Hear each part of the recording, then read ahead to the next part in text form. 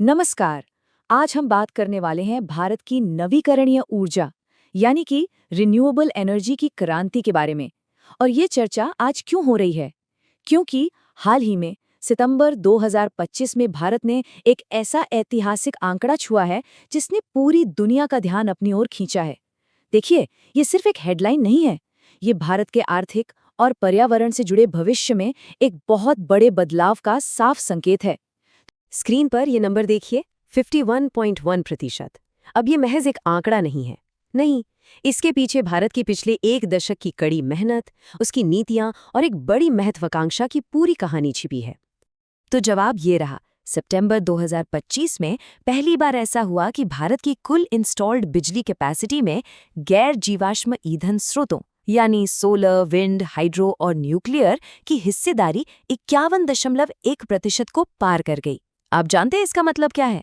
इसका मतलब है कि भारत अब अपनी आधी से ज्यादा बिजली क्षमता के लिए कोयला और तेल जैसे पारंपरिक स्रोतों पर निर्भर नहीं है। ये एक बहुत बहुत बड़ा मील का पत्थर है। सच कहें तो ये एक पावर शिफ्ट है। तो सवाल उठता है कि भारत इस मुकाम तक पहुंचा कैसे? चलिए इस असाधारण ग्रोथ की कहानी को थोड़ा और करीब से देखते हैं। देखिए, ये सफर कोई रातों रात तय नहीं हुआ। इसकी नींव 2014 के बाद रखी गई, जब रिन्यूएबल एनर्जी पर बहुत तेजी से जोर दिया गया। फिर 2022 में भारत ने अपने नेशनल डिटरमिन्ड कॉन्ट्रीब्यूशंस यानी राष्ट्रीय स्तर पर निर्धारित योगदान को अपडेट किया और दुनिया के सामने और भी बड़े लक्ष्य रखे। अब इस पूरी कहानी में एक हीरो है जिसने सबसे बड़ा रोल निभाया है, और वो है सौर ऊर्जा। जरा इस चार्ट को देखिए। 2014 से 2025 के बीच भारत की सोलर एनर्जी कैपेसिटी में लगभग 40 गुना की जबरदस्त, हैरान करने वाली बढ़ोतरी हुई है। ये दिखाता है कि भारत ने सूरज की ताकत को इस्तेमाल करने में कितनी बड़ी छलांग लगाई है। और ये जो मेहनत है ना, ये अब दुनिया के मंच पर भी दिख रही है। इंटरनेशनल रिन्यूएबल एनर्जी एजेंसी यानी IRENA के 2025 के आंकड़ों को देखें तो भारत आज रिन्यूएबल एनर्जी की कुल क्षमता में दुनिया में चौथे, विंड पावर में चौथे और सोलर पावर कैपेसिटी में तीसरे नंबर पर है।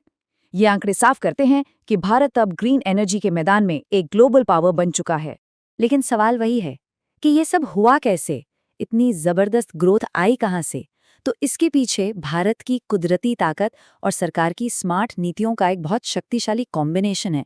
देश की ज्यादातर हिस्सों में साल के 300 से भी ज्यादा दिन अच्छी धूप खिलती है, जो सोलर एनर्जी के लिए एकदम परफेक्ट है।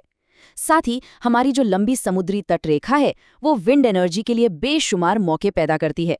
कुदरती फायदों के साथ साथ बाजार में कुछ बड़े सुधार भी किए गए, जैसे 2024 में शुरू हुआ भारतीय कार्बन बाजार। इसे आसान भाषा में समझें तो ये एक ऐसा मार्केट है जहां जो कंपनियां कम प्रदूषण करती हैं, उन्हें आर्थिक तौर पर इनाम मिलता है।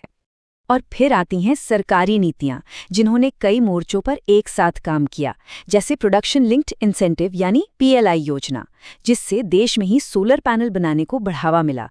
नेशनल ग्रीन हाइड्रोजन मिशन, भविष्य की ऊर्जा यानी क्लीन हाइड्रोजन पर लगाया गया एक बड़ा दांव है। और इंटरनेशनल सोलर अलायंस के जरिए तो भारत सौर ऊर्जा के लिए पूरी दुनिया को एक साथ ला रहा है, और इसका हेडक्वार्टर भी भारत में ही है। और आगे की राह चुनौतियों से भरी पड़ी है। सबसे पहली और सबसे बड़ी चुनौती है पैसा। 2070 तक नेट जीरो का लक्ष्य पाने के लिए भारत को लगभग $10 ट्रिलियन के भारी भरकम निवेश की जरूरत होगी।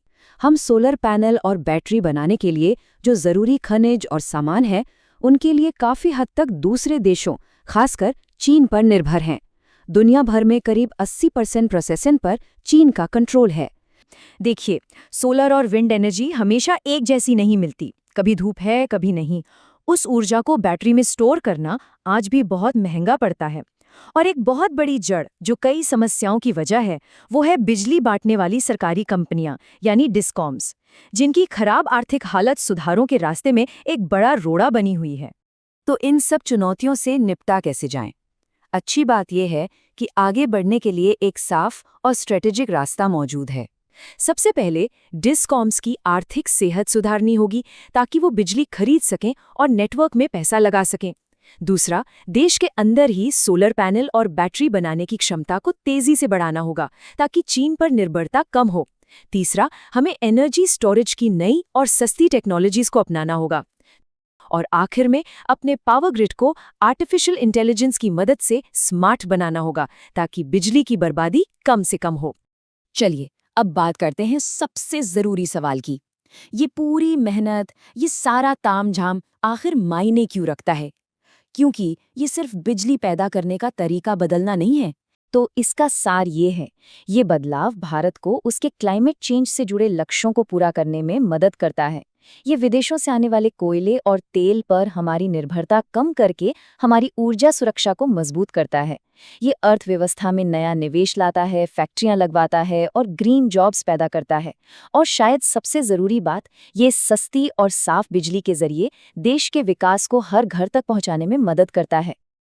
तो आज भारत एक बहुत ही अहम मोड़ पर खड़ा है। मील का पत्थर तो पार हो गया है, लेकिन असली चढ़ाई तो अब शुरू हो रही है। और सवाल ये है कि क्या आने वाला दशक वो दशक होगा जब भारत न सिर्फ अपनी ज़रूरतों के लिए क्लीन एनर्जी बनाएगा, बल्कि पूरी दुनिया के लिए एक ग्रीन रेवोल्यूशन को लीड करेगा। अगर ये वीडियो आपको पसंद आया हो तो लाइक जरूर करें, शेयर करें उन दोस्तों के साथ जिन्हें यूपीएससी, लॉ या जनरल नॉलेज की तैयारी करनी है। और हाँ, सब्सक्राइब करें। आप अपने सुझाव या सवाल नीचे कमेंट में लिख सकते हैं। यूपीएससी एंड कॉम्पिटिटिव एग्जाम की गाइडेंस या मेंटरशिप के लिए संपर्क करें। Our contact information is given in description. धन्यवाद। मैं हूं कृणाल ठाकुर। मिलते हैं अगले भाग में। जय हिंद।